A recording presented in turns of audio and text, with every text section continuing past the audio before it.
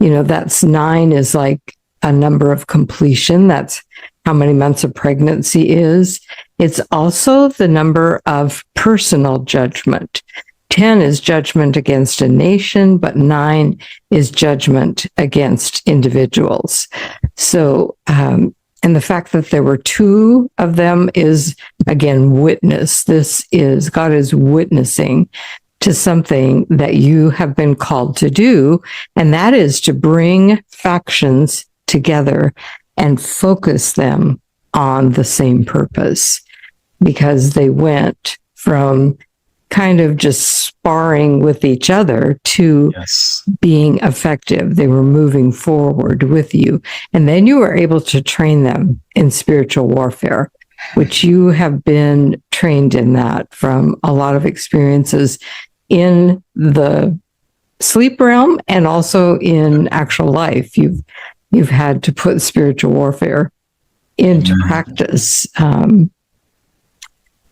Let's see. So anyway, I feel like those 2 boys could even be a part of you that has kind of fought with each other, but you've called it to make peace, and then you're going to be able to move forward. So I think there's dimensions to this dream experience, some for you and some for everybody, that they can learn from. Agreed. So anything on that section that you wanted to comment?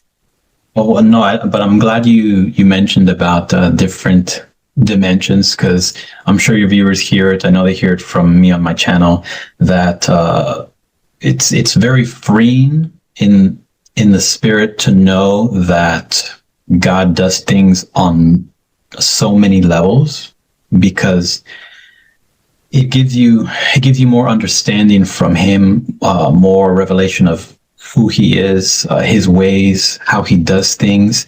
And just like you were saying, like on a personal level, I had not thought of it like that, but I can see that as being so. It bears witness. I feel the presence of God as you were saying that.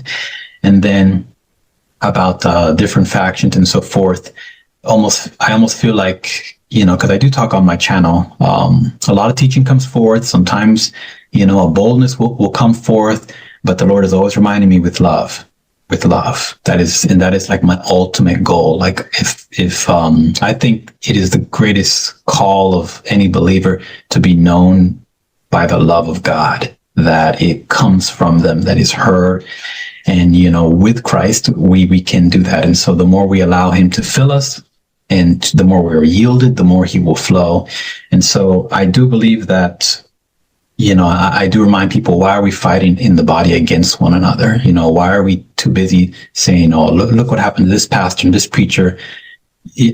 Sometimes I feel, unless God specifically, and I don't doubt that it can happen, but for the most part, I believe most people need to be so busy doing God's work and will for their lives that they don't have the time to criticize, call out, and mask it by saying, oh, we're supposed to expose evil. That's like the favorite scripture that people like to use. It's just an excuse for them to judge.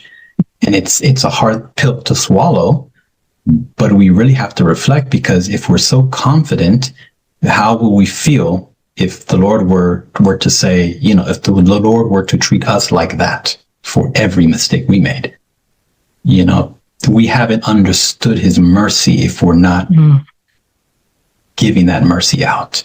And so, yeah, I do believe that helping people not fight against another is another layer of revelation, and just saying, hey, our enemy is out here, the man with the gun, the mob or whatnot. There are people who are captive. Why are we fighting against one another?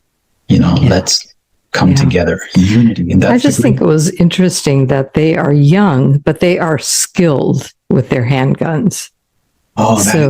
This is speaking of the power, maybe, of words. Guns sometimes represent the power of words, because they go forth with such force and they affect people. You can kill people with your words, or you can encourage them with your words. Yes. So I just think that is saying something to us about the younger generation that is growing up right now.